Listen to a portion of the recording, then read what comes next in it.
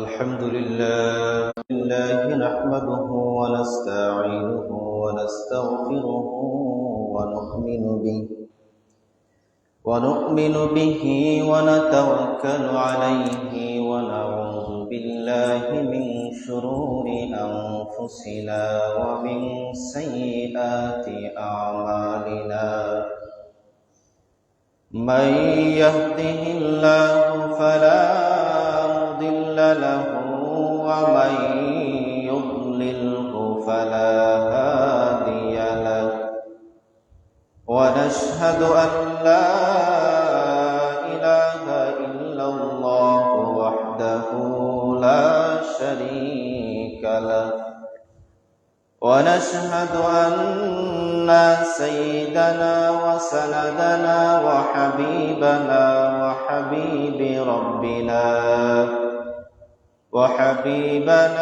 وحبيب ربنا ومولانا محمدا عبده ورسوله أما بعد فأعوذ بالله من الشيطان الرجيم بسم الله الرحمن الرحيم إن الله وملائكته يصلون على النبي يا أيها الذين آمنوا صلوا عليه وسلموا تسليما اللهم صل على سيدنا مولانا محمد وعلى آله سيدنا مولانا محمد যারা তোমার আপন ছিল তারা তোমায় কাফন দিল মাটিতে শুআয়া দিল মিল্লাতি ইয়া রাসূলুল্লাহ আল্লাহুম্মা সাল্লি আলা সাইয়্যিদিনা মাওলানা মুহাম্মদ ওয়া আলা আলি সাইয়্যিদিনা মাওলানা মুহাম্মদ লা ইলাহা ইল্লাল্লাহ মুহাম্মাদুর রাসূলুল্লাহ সাল্লাল্লাহু আলাইহি ওয়াসাল্লাম। আল্লাহ পাক রব্বুল আলামিনের শাহানশাহী দরবারে লক্ষ লক্ষ কোটি কোটি শুকরিয়া সুজুদ, যেই মহান রব্বুল আলামিন আপনাদেরকে আমাকে অত্যন্ত দয়া করে মায়া করে মেহেরবানি করে ওনার ঘর মসজিদ পর্যন্ত আসার মতো বসার মতো তৌফিক দান করেছেন। আল্লাহ পাক রব্বুল আলামিন চাইলে এই মুহূর্তেই দুনিয়ার নানান বেড়াজালের মধ্যে ব্যস্ত রাখতে পারতেন। আল্লাহ রব্বুল আলামিন চাইলে এই মুহূর্তে বড় বড় রোগ দিয়ে হাসপাতালের বেডের মধ্যে শুইয়ে রাখতে পারতেন। আল্লাহ পাক রব্বুল আলামিন চাইলে এই মুহূর্তে দুনিয়ার নানান কাজের মধ্যে ব্যস্ত রাখতে পারতেন। রব্বুল আলামিন আমাদেরকে দুনিয়াবি নানান কাজের মধ্যে ব্যস্ত না রেখে দুনিয়াবি কোনো জিনিসের ভালোবাসার মোহের মধ্যে না ফেলে রব্বুল আলামিন একমাত্র ওনার রেজামন্দি হাসিলের জন্যে, ওনার ভালোবাসা অর্জনের জন্যে যে আল্লাহ পাক রব্বুল আলামিন আমাদেরকে ওনার ঘর মসজিদ পর্যন্ত আসার মতো বসার মতো তৌফিক দান করলেন, এজন্য আল্লাহ পাক রব্বুল আলামিনের শাহানশাহী দরবারে শুকরিয়া তান বলি আলহামদুলিল্লাহ। শুকর আদায় করছি নবিয়ুনা হাবিবুনা কুদওয়াতুনা সানাদুনা মুরশিদুনা ওয়া মাওলানা মুহাম্মদ সাল্লাল্লাহু আলাইহি ওয়াসাল্লামের উম্মত হিসাবে আল্লাহ পাক রব্বুল আলামিন এই ধুলির দরায় আমাদেরকে আসার মতো বসার মতো তৌফিক দান করেছেন। রব্বুল আলামিন এই পৃথিবীর মধ্যে 1,24,000 মতান্তরে 2,24,000 নবী এবং রাসূল পাঠিয়েছেন। তার মধ্যে আল্লাহ পাক রব্বুল আলামিন শ্রেষ্ঠত্ব দান করেছেন নবিয়ুনা হাবিবুনা মুহাম্মদ সাল্লাল্লাহু আলাইহি ওয়াসাল্লামকে। ওই শ্রেষ্ঠ নবী, ওই শ্রেষ্ঠ হাবিব মুহাম্মদ সাল্লাল্লাহু আলাইহি ওয়াসাল্লামের অসংখ্য গণিত গুণাবলী রয়েছে। তার মেইন গুণাবলীর মেইন দিক হচ্ছে আল্লাহ পাক রব্বুল আলামিন জানিয়ে দিয়েছেন, যদি কোনো মানুষ মুহাম্মদুর রাসূলুল্লাহ সাল্লাল্লাহু আলাইহি ওয়াসাল্লামকে ভালোবেসে তার জীবনের থেকে, তার সন্তানের থেকে আল্লাহ পাক রব্বুল আলামিন ওই মানুষের ঠিকানা হিসাবে জান্নাত দিয়ে দিবেন। হাদিসের মধ্যে আল্লাহ রাসূল সাল্লাল্লাহু আলাইহি ওয়াসাল্লাম বলেছেন, লা ইউমিনু আহাদুকুম হাত্তা আকুনা আহাব্বা ইলাইহি মিন ওয়ালিদিহি ওয়া ওয়ালাদিহি ওয়ান নাসি আজমাইন। লা ইউমিন, একজন বান্দা ততক্ষণ পর্যন্ত মুমিন হতে পারবে না, মুত্তাকি হতে পারবে না, হাত্তা আকুনা আহাব্বা ইলাইহি মিন ওয়ালিদিহি ওয়া ওয়ালাদিহি ওয়ান নাসি আজমাইন, যতক্ষণ পর্যন্ত ওই মানুষ তার সন্তান থেকে, তার পিতা থেকে, তার পুত্র থেকে, তার সমস্ত ভালোবাসার মানুষ থেকে, তার সম্পদ থেকে সব থেকে বেশি ভালো না বাসবে মুহাম্মদুর রাসূলুল্লাহ সাল্লাল্লাহু আলাইহি ওয়াসাল্লামকে। এই ভালোবাসার দিক থেকে আল্লাহর হাবিব সাল্লাল্লাহু আলাইহি ওয়াসাল্লামের ইজ্জত এবং সম্মান এবং ভালোবাসার মর্যাদা দিতে গিয়ে আল্লাহ রাব্বুল আলামিন নবীর মাধ্যমে জানিয়ে দিয়েছেন এবং উনি স্বয়ং কোরআনে হাকিমের মধ্যে অসংখ্য আয়াত নাজিল করেছেন। আমরা যদি দেখি, প্রখ্যাত একজন তাবেঈ আল্লাহর হাবিব সাল্লাল্লাহু আলাইহি ওয়াসাল্লামকে কেমন ভালোবাসতেন।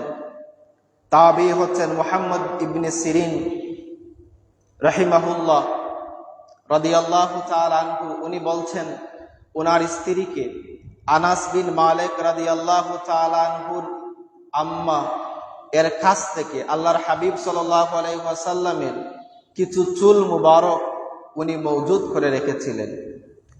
ওনার স্ত্রীকে বললেন যে, আনাস বিন মালিক রাদিয়াল্লাহু তাআলা আনহু এর মা উম্মে সুলাইম এর কাছ থেকে আমরা যেই চুল মুবারকগুলা মওজুদ করে রেখেছিলাম, এই চুল মুবারকগুলাকে আপনার কাছে রয়েছে। ওনার স্ত্রী বলেছেন যে, ওই চুল মুবারকগুলো আমি আমার কাছে সংরক্ষিত হিসাবে রেখেছি। আনাস বিন মালিক রাদিয়াল্লাহু তাআলা আনহুর মায়ের কাছ থেকে পাওয়া ওই চুলগুলার ব্যাপারে মুহাম্মদ ইবনে সিরিন রাদিয়াল্লাহু তাআলা আনহু এতটুকু মহব্বত ছিল, উনি বলছেন যে, আমার কাছে একদিকে যদি সারা দুনিয়া রয়ে যায়, অপর দিকে যদি আল্লাহর হাবিবের একখানা চুল মুবারক রয়ে যায়, আমি মুহাম্মদ বিন সিরিন সমস্ত দুনিয়ার ভালোবাসা, সমস্ত দুনিয়াকে ছেড়ে দিব, বিনিময়ে আল্লাহর হাবিব সাল্লাল্লাহু আলাইহি ওয়াসাল্লামের একখানা চুল মুবারক আমার কাছে রেখে হাসতে হাসতে আমি জান্নাতের মধ্যে চলে যাব।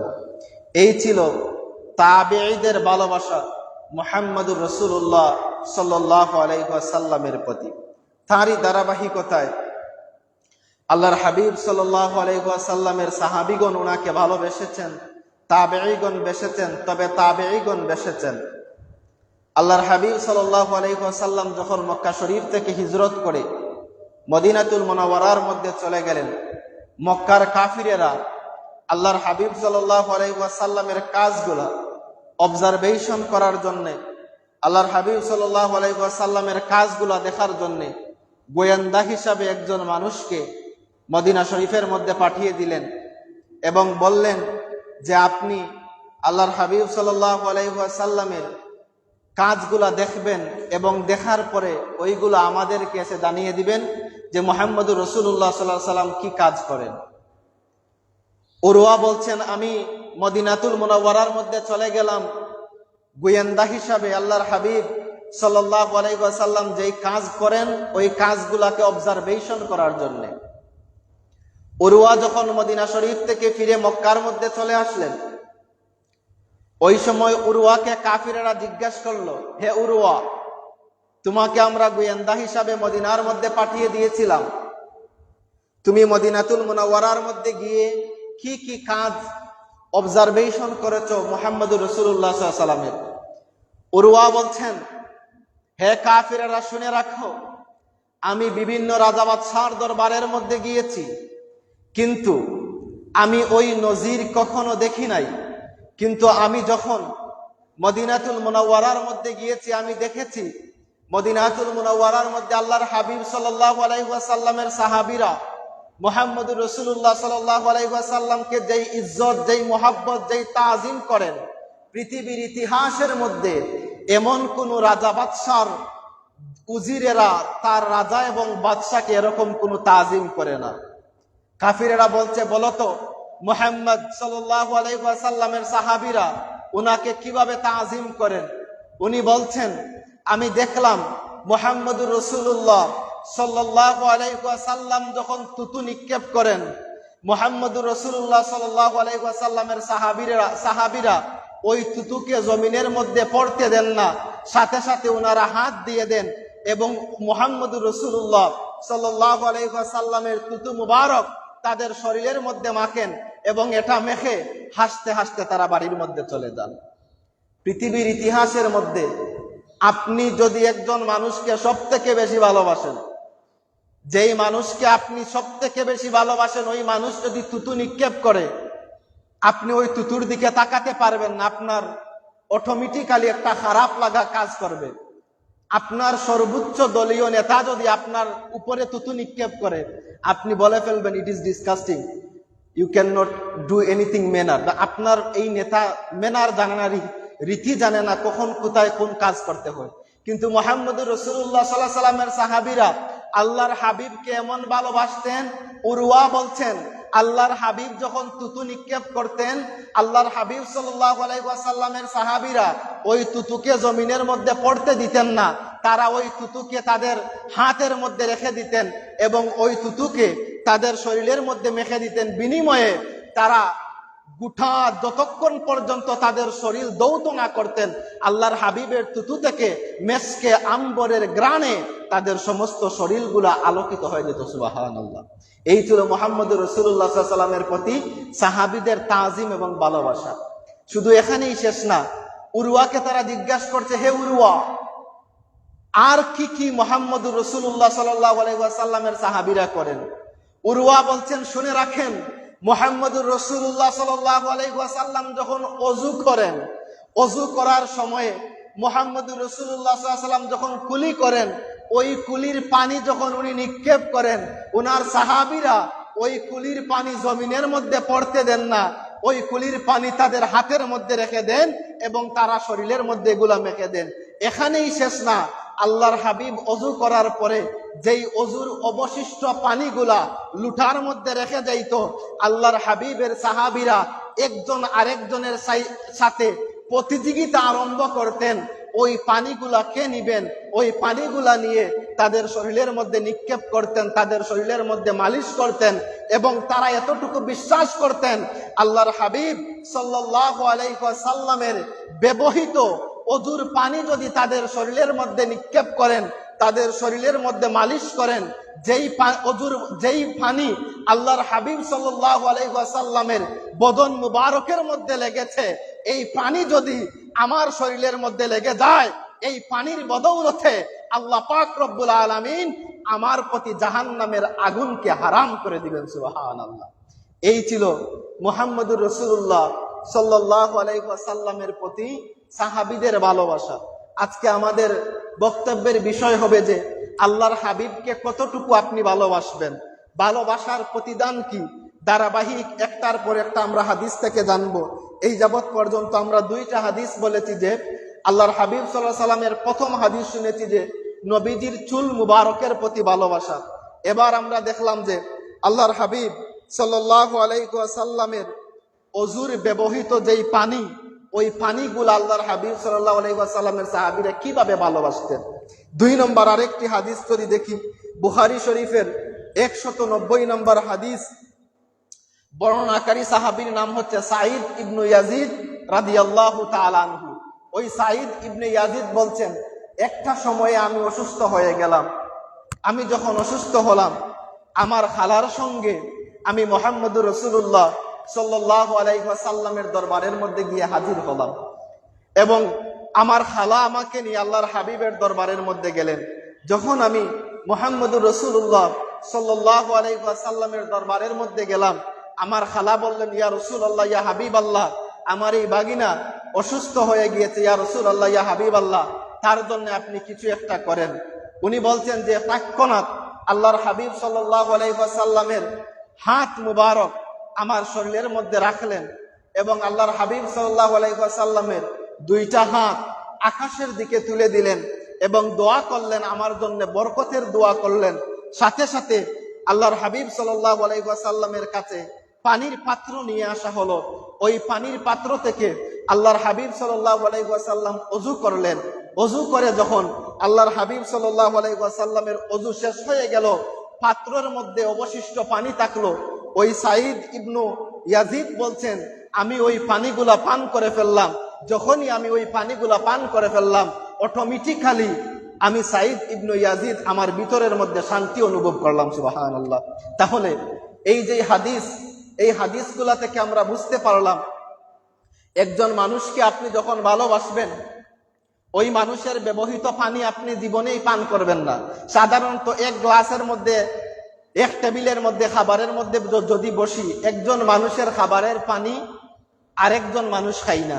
কিন্তু ওই হাদিসগুলা আমরা যদি অবজারভেশন করি, যে আল্লাহর হাবিব সাল্লাল্লাহু আলাইহি ওয়াসাল্লাম ওযু করেছেন, উনার ওযুর ব্যবহৃত পানি ওই সময় সাহাবীরা উনাদের হাতের মধ্যে মালিশ করেছেন, এগুলা ওনারা বক্ষণ করেছেন। এই ছিল আল্লাহর হাবিবের প্রতি সাহাবীদের তাজিম এবং মহব্বত। শুধু এতটুকু না, শুধু এইটুকু না, পানি পান করা এটা সাধারণ ব্যাপার। পানি পান যদি আপনি করেন, আপনার ঈমান যাইবে না। কিন্তু আমরা এতটুকুও দেখতে পাই যে আল্লাহর হাবিব সাল্লাল্লাহু আলাইহি ওয়াসাল্লামের রক্ত মুবারক, যে আল্লাহর হাবিবের রক্ত মুবারক সাহাবীরা পান করেছেন। আপনি যদি সুস্থ জ্ঞানে আরেকজন মানুষের শরীরের রক্ত পান করেন, খেয়ে ফেলেন, আপনার ঈমান চলে যাবে। কারণ রক্ত খাওয়া, একজনের রক্ত খাওয়া আরেকজনের উপর হারাম। কিন্তু উহুদের যুদ্ধের সময় মালিক ইবনু সিনান রাদিয়াল্লাহু তাআলা আনহু আল্লাহর হাবিব সাল্লাল্লাহু আলাইহি ওয়াসাল্লামের রক্ত পান করেছিলেন। মালিক ইবনু সিনান রাদিয়াল্লাহু তাআলা আনহু বলছেন যে উনার পুত্র আবু সাঈদ খুদরি রাদিয়াল্লাহু তাআলা আনহু মাত্র 13 বছরের বাচ্চা। উহুদের যুদ্ধের সময় আল্লাহর হাবিব সাল্লাল্লাহু আলাইহি ওয়াসাল্লাম যখন সাহাবীদেরকে একত্রিত করছেন, যে উহুদের যুদ্ধ করার প্রস্তুতি করছেন, এই সময় মালিক ইবনু সিনান রাদিয়াল্লাহু তাআলা আনহু বলছেন, ইয়া রাসূলুল্লাহ, ইয়া হাবিবাল্লাহ, উহুদের যুদ্ধ নেয়ার বাই হ্যান্ড, আমাদের একবারে কাছে উহুদের যুদ্ধ। ইয়া রাসূলুল্লাহ, ইয়া হাবিবাল্লাহ, আমি আমার 13 বছরের সন্তান আবু সাঈদ খুদরি রাদিয়াল্লাহু তাআলা আনহুকে নিয়ে এসেছি। ইয়া রাসূলুল্লাহ, ইয়া হাবিবাল্লাহ, অনুমতি যদি দেন, আমরা বাপ এবং ছেলে উভয়জন মিলে উহুদের যুদ্ধের ময়দানের মধ্যে যেতে চাই এবং ময়দানের মধ্যে আমরা কাফেরদের বিরুদ্ধে যুদ্ধ করতে চাই। আল্লাহ রাসূল সাল্লাল্লাহু আলাইহি ওয়াসাল্লাম এই সময় বললেন, হে মালিক ইবনু সিনান, আমি তোমাকে যুদ্ধে যাওয়ার অনুমতি দিব, কিন্তু তোমার যেই সন্তান, এই সন্তানকে আমি যুদ্ধে যাওয়ার অনুমতি দিতে পারবো না, কারণ বয়সের তুলনায় সে অনেক কম, মাত্র 13 বছরের সন্তান। এই সময় মালিক ইবনু সিনান রাদিয়াল্লাহু তাআলা আনহু বলছেন, আল্লাহর হাবিব আমাকে উহুদ যুদ্ধে যাওয়ার অনুমতি দিলেন। আমরা যখন উহুদ যুদ্ধ শুরু হলো, আমরা উহুদের ময়দানে যুদ্ধ শুরু করলাম। এই সময় আল্লাহর হাবিব সাল্লাল্লাহু আলাইহি ওয়াসাল্লামের দান মুবারক শহীদ হলো। কাফেরদের আঘাতে, তীর এবং পাথরের আঘাতে আল্লাহর হাবিবের সামনের 2টা দাঁত ভেঙে গেল। আল্লাহর হাবিবের মাথার মধ্যে লোহার খনি ঢুকে গেল। উনি বলছেন, আরেকজন সাহাবী যখন ওই লোহাটা আল্লাহর হাবিবের মাথা থেকে বাহির করবেন, এই সময়ে টান দিয়ে যখন বাহির করবেন, আরেকজন সাহাবীর সামনের 2টা দাঁত ভেঙে গিয়েছে। এই করুণ অবস্থায় আল্লাহর হাবিব সাল্লাল্লাহু আলাইহি ওয়াসাল্লামের ওই ক্ষতস্থান থেকে যখন রক্তগুলা ফুলকি দিয়ে বাহির হচ্ছে, ওই সময় মালিক ইবনু সিনান বলছেন, আল্লাহর হাবিব সাল্লাল্লাহু আলাইহি ওয়াসাল্লামের মাথার মধ্যে আমি এইভাবে দুইটা হাত দিয়ে দিলাম, এবং যতটুকু রক্ত আল্লাহর হাবিবের মাথার থেকে বাহির হয়ে আমার হাতের মধ্যে পড়ছে, আমি সাথে সাথে জিহ্বা দিয়ে আল্লাহর হাবিব সাল্লাল্লাহু আলাইহি ওয়াসাল্লামের সমস্ত রক্ত মুবারক পান করে ফেললাম। আল্লাহর হাবিব বলছেন, হে মালিক ইবনু সিনান, তুমি কি কাজ করলে? তুমি কি জানো না একজন মানুষের শরীরের রক্ত বক্ষণ করা, পান করা আরেকজন মানুষের প্রতি আল্লাহ পাক রব্বুল আলামিন হারাম করেছেন? তাহলে তুমি জেনে শুনে আমার রক্ত যে তুমি পান করলে। ওই সময় উনি বলছেন, ইয়া রাসূলুল্লাহ, ইয়া হাবিবাল্লাহ, আপনাকে যদি আল্লাহ সৃষ্টি না করতেন এই গোটা দুনিয়া আল্লাহ সৃষ্টি করতেন না। আপনি নবী মুহাম্মদুর রাসূলুল্লাহ সাল্লাল্লাহু আলাইহি ওয়াসাল্লামের রক্ত মুবারক উহুদের জমিনের মধ্যে পড়ে থাকবে, আল্লাহ পাক রব্বুল আলামিন এটা সহ্য করতে পারবেন না। ইয়া রাসূলুল্লাহ, ইয়া হাবিবাল্লাহ, আপনার মহব্বতে, আপনার তাজিমে, আপনার ইজ্জতে আপনার রক্তগুলা আমি পান করে ফেলেছি। ইয়া রাসূলুল্লাহ, ইয়া হাবিবাল্লাহ, আপনার রক্তগুলা পান করার কারণে আল্লাহ পাক রব্বুল আলামিন যদি আমাকে জাহান্নাম দিয়ে দেন, আমার এতে কোনো ক্ষতির কোনো কিছু নাই। এই সময় আল্লাহর হাবিব সাল্লাল্লাহু আলাইহি ওয়াসাল্লাম বলছেন, হে মালিক ইবনু সিনান, শুনে রাখো, যেই পেটের মধ্যে আমি মুহাম্মদুর রাসূলুল্লাহ সাল্লাল্লাহু আলাইহি ওয়াসাল্লামের রক্ত মুবারক চলে গিয়েছে, আল্লাহ পাক রব্বুল আলামিন ওই বডির জন্য জাহান্নামের আগুনকে আল্লাহ হারাম করে দিয়েছেন। বলেন সুবহানাল্লাহ। তাহলে এখান থেকে কি বুঝলাম? যে আল্লাহর হাবিবের রক্ত মুবারক যদি পান করেন, আপনার বডির জন্য জাহান্নামের আগুন হারাম হয়ে যায়। আর আপনি যদি আরেকজন মানুষের রক্ত পান করেন, আপনার জন্য জান্নাত হারাম হয়ে যায়। তাহলে হোয়াট দ্য ডিফারেন্স বিটুইন একজন আপনার এবং রাসূল সাল্লাল্লাহু আলাইহি ওয়াসাল্লামের প্রতি যে একটা পার্থক্য, যে আপনার রক্ত পান করা হারাম আর আল্লাহর হাবিবের রক্ত মালিক ইবনু সিনানে পান করেছেন। আল্লাহর নবী বলেছেন, হে মালিক ইবনু সিনান, আমার রক্ত পান করার কারণে আমি মুহাম্মদুর রাসূলুল্লাহ গ্যারান্টি দিয়ে বলছি, তোমার ওই শরীর কখনো জাহান্নামের আগুনে জ্বালাতে পারবে না। এই হচ্ছে আল্লাহর নবীর প্রতি যেই মহব্বত সাহাবীদের ছিল এরকম। এবার দেখেন আরেকটি হাদিস, বুখারী শরীফের 376 নম্বর হাদিস। এই হাদিসের মধ্যে দেখেন যে এই আগের হাদিসগুলোর মধ্যে আমরা পেয়েছি যে আল্লাহর হাবিব যখন ওযু করতেন, ওযুর পানিগুলা পান করার জন্য সাহাবীদের মধ্যে প্রতিযোগিতা শুরু হয়ে যাইত। আর এখন দেখবেন যে যারা ওযুর পানি, আল্লাহর হাবিবের অবশিষ্ট ওযুর পানি যারা পান নাই, তারা কি করতেন? বুখারী শরীফের 376 নম্বর হাদিসের মধ্যে আল্লাহ রাসূল সাল্লাল্লাহু আলাইহি ওয়াসাল্লামের সাহাবী বর্ণনা করেন, আমি দেখতে পাইলাম আল্লাহ রাসূল সাল্লাল্লাহু আলাইহি ওয়াসাল্লাম লাল একটি তাঁবুর নিচে অবস্থান করতেছেন। যখন লাল একটি তাঁবুর নিচে অবস্থান করতেছেন, এই সময়ে একজন মানুষ আল্লাহর হাবিব সাল্লাল্লাহু আলাইহি ওয়াসাল্লামকে ওযু করার জন্য কিছু পানি নিয়ে আসলেন। উনি বলছেন, আল্লাহর হাবিব ওযু করলেন। ওযু করার পরে সাহাবীদের মধ্যে প্রতিযোগিতা শুরু হয়ে গেল, আল্লাহর নবীর অবশিষ্ট ওযুর পানি কারা নিবে। এই জামাতের মধ্যে এত সাহাবী ছিলেন যে প্রত্যেকের নসিব হয় নাই আল্লাহর হাবিবের ওযুর পানি নেওয়ার। তো যারা নিয়েছেন তো নিয়েছেন, যারা পান করেছেন তো করেছেন, কিন্তু যেই সমস্ত সাহাবীরা ওযুর পানি পান করতে পারেন নাই, ওযুর পানি পান নাই, ওই সমস্ত সাহাবীরা কি করেছেন? দৌড় দিয়ে যেই সমস্ত সাহাবীরা আল্লাহর হাবিবের ওযুর পানি তাদের শরীরের মধ্যে মালিশ করেছেন, ওই সমস্ত সাহাবীর দরবারের মধ্যে গিয়েছেন এবং বলেছেন, আমার ভাই, আপনি আল্লাহর হাবিবের ওযুর অবশিষ্ট পানি শরীরের মধ্যে মেখেছেন, মাসেহ করেছেন, ওই ভিজা অংশটা আমাকে দেন।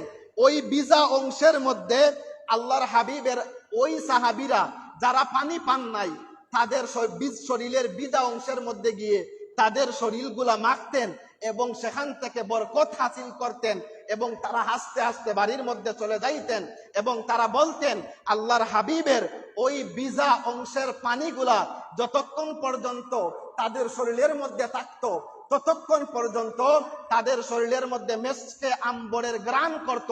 শুধু এখানেই শেষ না, তারা বলতেন আমরা এতটুকু বিশ্বাস করি যেই শরীরের মধ্যে আল্লাহর হাবিব সাল্লাল্লাহু আলাইহি ওয়াসাল্লামের অজুর ব্যবহৃত পানি থাকবে, আল্লাহ পাক রব্বুল আলামিন ওই শরীরকে কখনো জাহান্নামের মধ্যে দিবেন না। এগুলা হচ্ছে খাসাইসে মুস্তাফা, অর্থাৎ আল্লাহর হাবিব সাল্লাল্লাহু আলাইহি ওয়াসাল্লামের কিছু এক্সট্রা অর্ডিনারি, যেগুলা অন্য কোনো মানুষের মধ্যে নাই।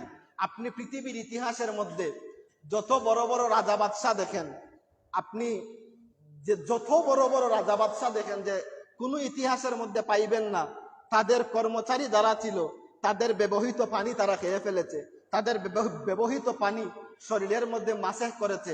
ওই রাজা বাদশাহ যখন তুতু নিক্ষেপ করে, ওই সময় তাদের সহকারী যারা, সহকর্মী যারা, এরা হাত নিক্ষেপ করে দিয়েছে, হাত দিয়েছে যাতে তুতুটা মাটির মধ্যে না পড়ে, তাদের হাতের মধ্যে পড়ে। এই ইতিহাস, এই নজিরবিহীন ইতিহাস একমাত্র একজনের সাথেই ঘটেছে। উনি ছিলেন আমাদের নবী মুহাম্মদুর রাসূলুল্লাহ সাল্লাল্লাহু আলাইহি ওয়াসাল্লাম। এইভাবে ধারাবাহিকভাবে আপনি যদি আল্লাহর হাবিবের শান এবং মানের কথা বলেন, শেষ হবে না। উনার এই শান এবং মানের এই হাদিসগুলা নিয়ে আল্লামা ইমাম জালালউদ্দিন সুয়ুতি কিতাব লিখেছেন। এরপরে অসংখ্য গণিত মুহাদ্দিসগণ আল্লাহর হাবিবের এই খাসাইসগুলা নিয়ে কিতাব লিখেছেন। আপনাদেরকে 5 থেকে 10টা বৈশিষ্ট্য আল্লাহর হাবিবের শোনানো যায় 40 থেকে 50 মিনিটে, কিন্তু এরকম হাজার হাজার হাদিস রয়েছে যেগুলার মধ্যে নজিরবিহীন ইতিহাস। আল্লাহর হাবিবের সাহাবীরা ওনাকে এত এত ভালোবেসেছেন। তো এবার আসেন, আল্লাহর হাবিব সাল্লাল্লাহু আলাইহি ওয়াসাল্লাম উনার ঘরের মধ্যে অবস্থান করতেছেন। একজন মহিলা আল্লাহর হাবিব সাল্লাল্লাহু আলাইহি ওয়াসাল্লামকে একটা চাদর এনে দিয়েছেন। ওই চাদরটার মধ্যে নকশা করা চাদর ছিল, আল্লাহর হাবিবের খুব পছন্দ হয়েছে। ওই মহিলার মনে মনে ধারণা, আজকে আমি যদি আল্লাহর হাবিবকে একটা চাদর মুবারক দান করি, আর ওই চাদরটা যদি আল্লাহর হাবিব গ্রহণ করে নেন, তাহলে হয়তোবা এই চাদর দেওয়ার কারণে কাল কিয়ামতের ময়দানে আমি মুক্তি পেয়ে যাব, আমি নাজাত পেয়ে যাব। আল্লাহর হাবিব সাল্লাল্লাহু আলাইহি ওয়াসাল্লাম সাহাবীদেরকে নিয়ে বসা মহিলা আসলেন, ইয়া রাসূলুল্লাহ, ইয়া হাবিবাল্লাহ, আমি আপনার জন্য একটা চাদর এনেছি, ইয়া রাসূলুল্লাহ, আপনি এটা গ্রহণ করেন। চাদরটা দেখে আল্লাহর নবী খুশি হলেন, আর এই সময় আল্লাহর নবীর চাদরটা খুবই প্রয়োজন ছিল। তো আল্লাহর হাবিব সাল্লাল্লাহু আলাইহি ওয়াসাল্লাম চাদরটা গ্রহণ করলেন। এর মাঝ থেকে একজন সাহাবী ডাক দিয়ে বললেন, ইয়া রাসূলুল্লাহ, ইয়া হাবিবাল্লাহ, আপনার পরনের মধ্যে যেই চাদর, এই চাদরটা অনেক সুন্দর। ইয়া রাসূলুল্লাহ, ইয়া হাবিবাল্লাহ, এই চাদরটা আমার অনেক ভালো লেগেছে, অনেক সুন্দর লেগেছে। ইয়া রাসূলুল্লাহ, ইয়া হাবিবাল্লাহ, এই চাদরটা আমাকে আপনি দিয়ে দেন। উপস্থিত যতজন সাহাবী ছিলেন সবাই রাগ করলেন যে আপনি কি জানেন না আল্লাহর হাবিবের এই চাদরটা খুবই প্রয়োজন এবং আল্লাহর হাবিবের ওই চাদরটা খুবই পছন্দের। আপনি তো এটাও জানেন আল্লাহর নবীর কাছে কোনো মানুষ যদি কিছু চায় তাইলে আল্লাহর নবী দিয়ে দেন, না করেন না। তো আল্লাহর হাবিব সাল্লাল্লাহু আলাইহি ওয়াসাল্লামকে যখন বলছেন, ইয়া রাসূলুল্লাহ, ইয়া হাবিবাল্লাহ, আপনার পরনের চাদরটা আমার খুবই সুন্দর লেগেছে, ইয়া রাসূলুল্লাহ, ইয়া হাবিবাল্লাহ, আপনার পরনের চাদরটা খুবই সুন্দর, আমাকে দিয়ে দেন। আল্লাহর নবী চাদরটা খুলেছেন এবং খোলার পরে সাহাবীকে দান করে দিয়েছেন। এবার সাহাবী বলছেন, হে সাহাবীরা, শুনে রাখো, তোমরা যে আমাকে বলেছো যে আমার প্রতি রাগ করেছো, আমি আল্লাহর হাবিবের কাছে কেন চাদর চাইলাম, শুনে রাখেন, আমার চাদরের অভাব, এজন্য আমি এই চাদরটা চাই নাই। আমার এইটা বিশ্বাস ছিল আল্লাহর হাবিব সাল্লাল্লাহু আলাইহি ওয়াসাল্লাম এই চাদরটা উনার গায়ের মধ্যে দিয়েছেন, আর ওই চাদরটা যদি আল্লাহর হাবিব আমাকে দিয়ে দেন, আমার মনের মধ্যে এতটুকু আফসোস ছিল, ওই চাদরটা আমি যখন মারা যাব আমার কাফন হিসাবে ওই চাদরটা যাতে আমার কবরের মধ্যে দেওয়া হয়।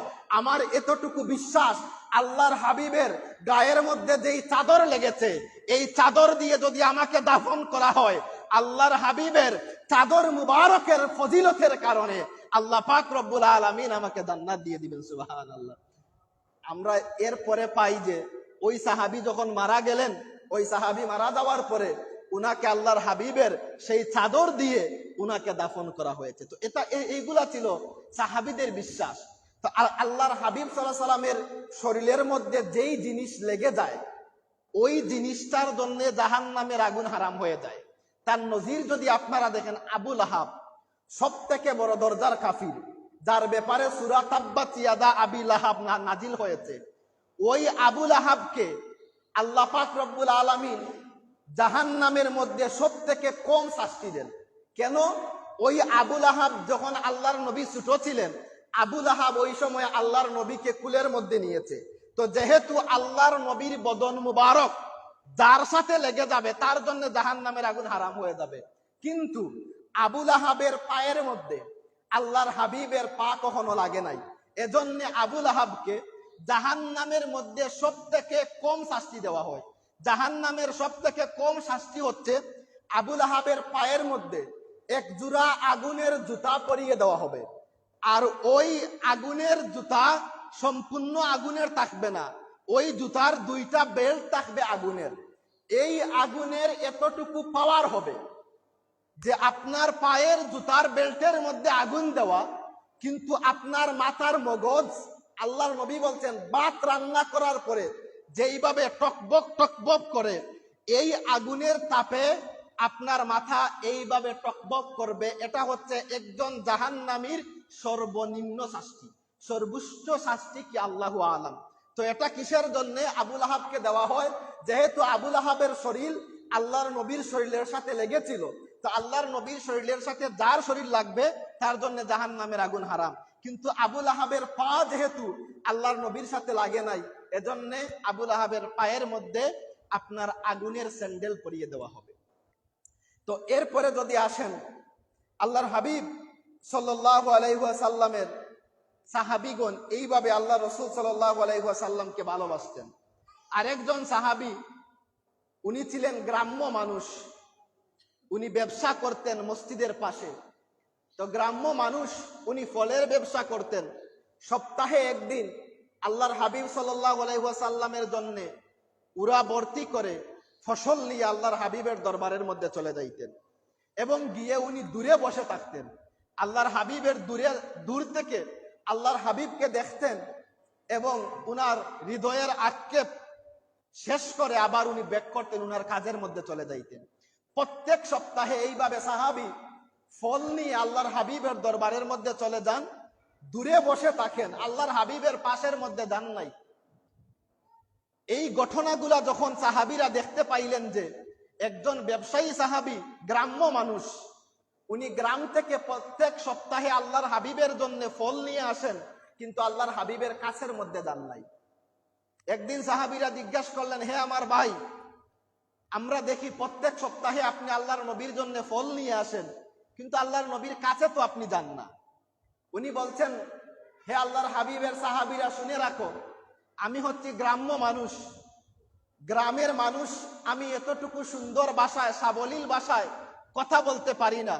আপনারা হচ্ছেন শহরের মানুষ, কিন্তু আমি যদি আল্লাহর হাবিবের কাছে চলে যাই, আমি গ্রাম্য মানুষ, লেখাপড়া নাই, আর আমি কি না কি বলে ফেলি, এতে যদি আল্লাহর হাবিবের কষ্ট লেগে যায় তাহলে তো আমার জীবন শেষ হয়ে যাবে। এবং উনি বলেন, আমি গ্রাম্য মানুষ, আমার কাপড়গুলাও এত উন্নত মানের না। শহরের মানুষ তোমরা যেই কাপড়গুলা ইউজ করো, আমার কাপড়গুলা এইভাবে এত উন্নত মানের না। এবং তোমরা যেই পারফিউম ইউজ করো, এই পারফিউমগুলো আমি ইউজ করতে পারি না। তো আমি আল্লাহর হাবিবের সামনে যাই না এজন্যে যে আমার শরীর থেকে যদি কোনো দুর্গন্ধ বাহির হয়, আর আল্লাহর হাবিবের শরীরের মধ্যে, আল্লাহর হাবিবের নাকের মধ্যে যদি এই দুর্গন্ধ লেগে যায়, আর আল্লাহর হাবিব যদি এতে নারাজ হয়ে যান, আমার জিন্দেগি তামাম হয়ে যাবে। আল্লাহর হাবিবের সম্মানে, তাজিমে আমি আল্লাহর হাবিবের কাছে যাই না, দূর থেকে আল্লাহর হাবিবকে দেখি এবং হৃদয়ের আক্ষেপ মিটিয়ে আবার আমি আমার ব্যবসার মধ্যে চলে যাই। এই কথা যখন আল্লাহর হাবিব সাল্লাল্লাহু আলাইহি ওয়াসাল্লামের কানের মধ্যে আসলো যে উনার সাহাবী উনাকে এত ভালোবাসেন, কিন্তু উনি উনার কাছের মধ্যে যান নাই, আল্লাহর হাবিব সাল্লাল্লাহু আলাইহি ওয়াসাল্লাম দুইজন সাহাবীকে বললেন, হে আমার সাহাবীরা, চলো আমার সাথে, আজকে আমরা একজন সাহাবীর বাড়িতে দাওয়াত খেতে যাব। দুজন সাহাবীকে নিয়ে আল্লাহর হাবিব সাল্লাল্লাহু আলাইহি ওয়াসাল্লাম ওই সাহাবীর বাড়ির মধ্যে চলে গেলেন। দরজার মধ্যে আঘাত করলেন, সাহাবী আপনি কি বাড়ির মধ্যে আছেন? ঘর থেকে আওয়াজ আসলো, উনি বাড়ির মধ্যে নাই। উনি উনার ব্যবসায়ী কাজের জন্য বাজারের মধ্যে চলে গিয়েছেন। আল্লাহর হাবিব সাল্লাল্লাহু আলাইহি ওয়াসাল্লাম দুজন সাহাবীকে সাথে নিয়ে উনার বাজারের মধ্যে, উনি যেই স্থানের মধ্যে ব্যবসা করেন সেই স্থানের মধ্যে চলে গেলেন। আল্লাহর হাবিব সাল্লাল্লাহু আলাইহি ওয়াসাল্লাম যখন সেই সাহাবীকে দেখলেন যে সাহাবী ফলের ব্যবসা করতেছেন, ফল বেচতেছেন, আল্লাহর হাবিব দেখা মাত্র দুইজন সাহাবীকে বললেন, স্টপ, এখানের মধ্যে তোমরা দাঁড়িয়ে দাওয়ার সামনে যাওয়ার দরকার নেই, আমি একা সামনে যাব। আল্লাহর হাবিব সাল্লাল্লাহু আলাইহি ওয়াসাল্লাম একা সামনে গেলেন এবং একা সামনে গিয়ে পিছন থেকে আল্লাহর হাবিব সাল্লাল্লাহু আলাইহি ওয়াসাল্লাম ওই সাহাবীর চোখের মধ্যে হাত দিয়ে ধরে ফেললেন। অর্থাৎ অনেক সময় একজন বন্ধু যখন আরেকজন বন্ধুর সাথে দেখা হয়, পিছন থেকে চোখ বন্ধ করে দেয় এবং বলে, বলেন তো আমি কে? তো এইভাবে আল্লাহর হাবিব সাল্লাল্লাহু আলাইহি ওয়াসাল্লাম সেই সাহাবীর চোখের মধ্যে হাত দিলেন এবং চোখের মধ্যে হাত দিয়ে উনি ধরে ফেললেন। এই সময় সাহাবী বলছেন, ভাই আপনি কে?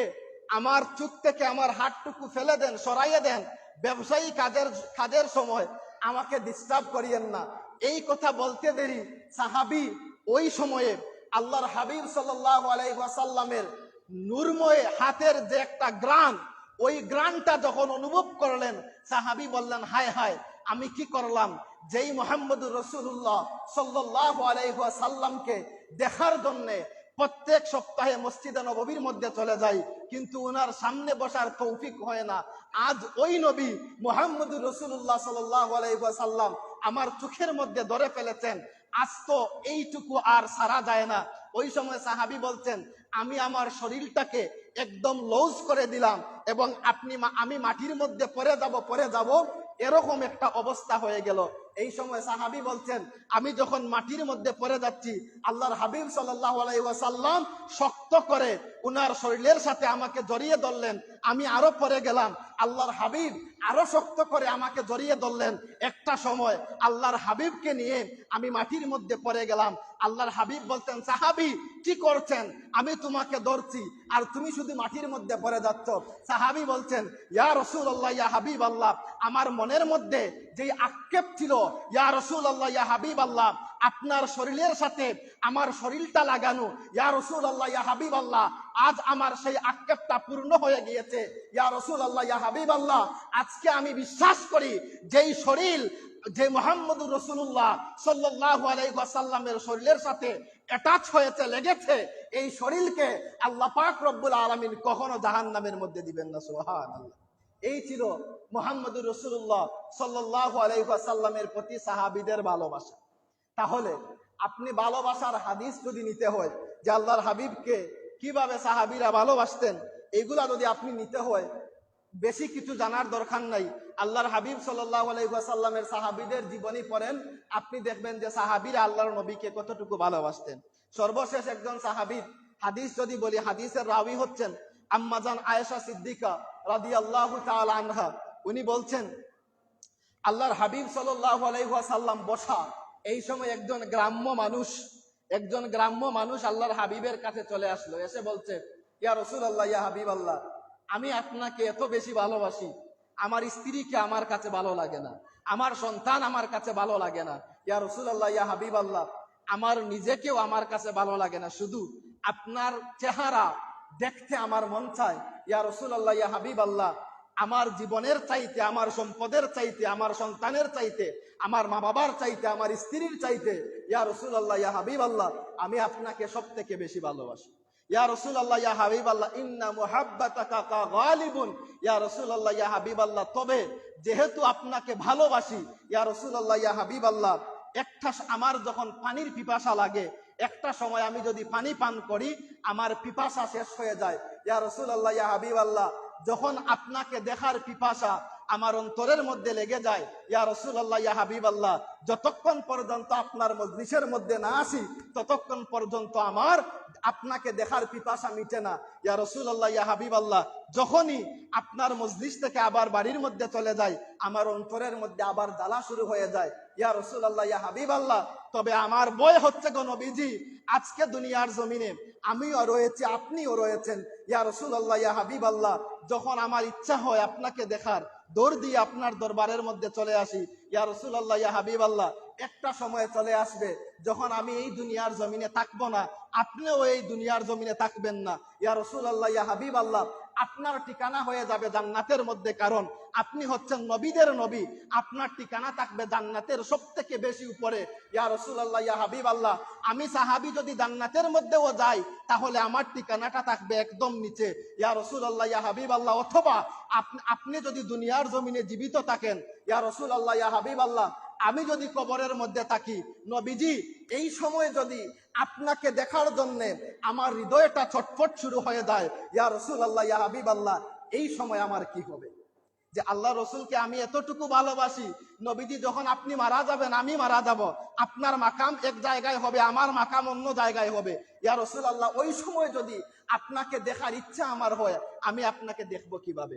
এই সময় আল্লাহ রসুল সাল্লাল্লাহু আলাইহি ওয়াসাল্লাম কিছুক্ষণ নীরব থাকলেন।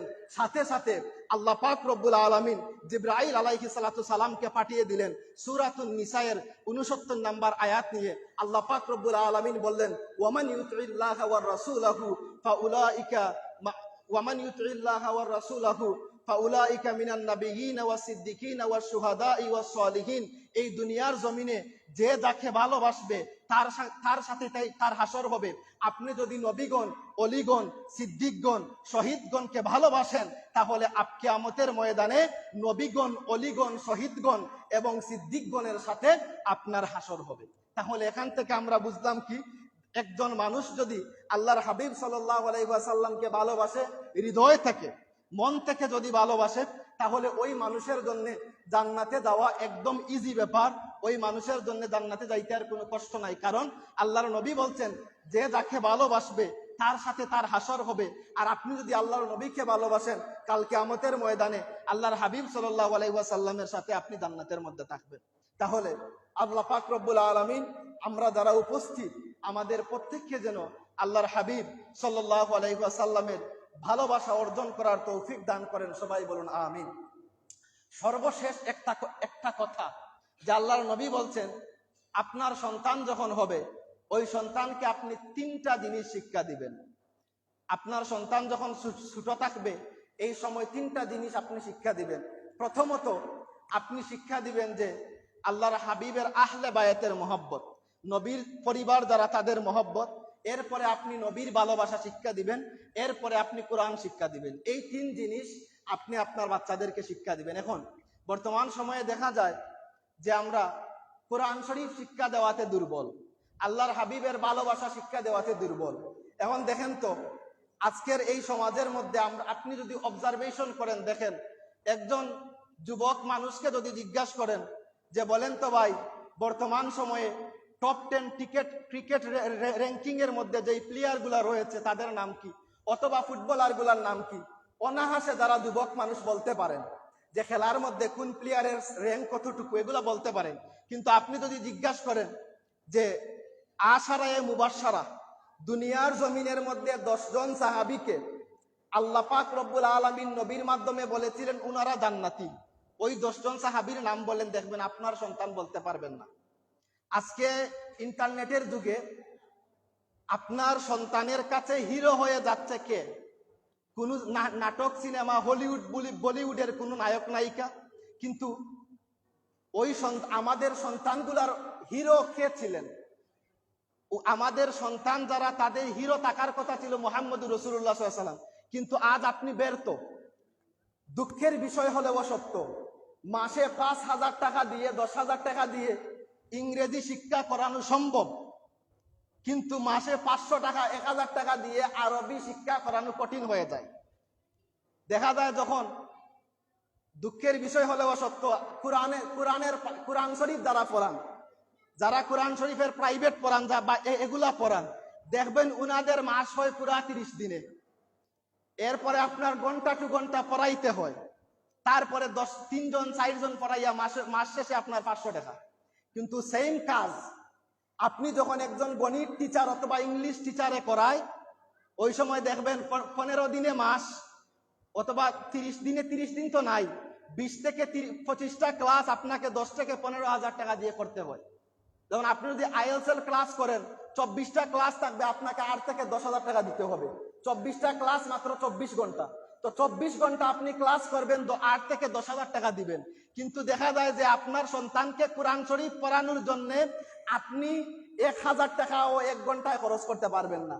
তো এই কারণটা কিসের জন্য? দেখা যায় বর্তমান সময়ে অহরহ দেখা যায় যে যখন সন্তানকে আপনি পড়িয়েছেন, গত কয়দিন আগে ওই যে আপনার একজন যে পুরুষ মানুষ, সে নারীর সাজে সাজে, সব সময় সে নারীর সাজে সাজে, তাকে নাকি বাংলাদেশের মধ্যে সব থেকে সুদর্শন পুরুষ হিসাবে অ্যাওয়ার্ড দেওয়া হলো। গত কয়দিন আগে তার বাবা নাকি মারা গিয়েছে, জানাজার মধ্যে গিয়ে সে হাজির হয়েছে, জানাজার মধ্যে তাকবীর কখন দিতে হয়, সালাম কেমনে ফিরাইতে হয়, বাবার জন্য কিভাবে জানাজার নামাজ পড়তে হয়, এইটুকু তার জানা নাই। তো আপনার সন্তানকে লক্ষ টাকা খরচ করে MBBS ডাক্তার বানিয়ে লাভ কি হলো? ওই সন্তান যদি জানাজার নামাজের মধ্যে গিয়ে আপনার জানাজার নামাজটাই পড়তে পারে না। কিন্তু দেখা যায় যে আপনার ওই সমস্ত বাবার সন্তানেরাই যারা বেশি আস্কারা দেন, ওই সমস্ত বাবার সন্তানেরাই যখন বৃদ্ধ হয়ে যান তাদেরকে বৃদ্ধাশ্রমে দেওয়া হয়। কিন্তু আজকের সমাজের মধ্যে মানুষ বলে কি বলে? তারা বলে ওই কথা বলে যে আমার সন্তানকে আমি যখন বলি, আমার সন্তান আমার কথা শুনে না। সন্তানকে আমি যখন কথা বলি, সন্তান আমার কথা শুনে না। সন্তান আপনার কথা শুনবে কি করে? আপনি যে বাবা হিসাবে আপনার যে দায়িত্ব, ওই দায়িত্ব কি আপনি সন্তানের প্রতি পালন করেছেন? যদি পুঙ্খানু রূপে করতেন, তাইলে আপনার সন্তান আপনার কথা শুনতো। আপনি সন্তানের হক দিতে পারেন নাই, সে যখন ছোট ছিল, এজন্য সন্তান বড় হয়ে আপনার হক দিচ্ছে না। এজন্য বি কেয়ারফুল, সাবধান। সন্তানকে আগে আপনি ইসলামী শিক্ষায় শিক্ষিত করেন, তারপরে আপনি ইংলিশ শিখান, কম্পিউটার, সায়েন্স, বিজ্ঞান যা পারেন শিখান। আল্লাহ পাক রব্বুল আলামিন আমাদেরকে বুঝার তৌফিক দান করেন। ওয়া আখির দাওয়ানা আনিল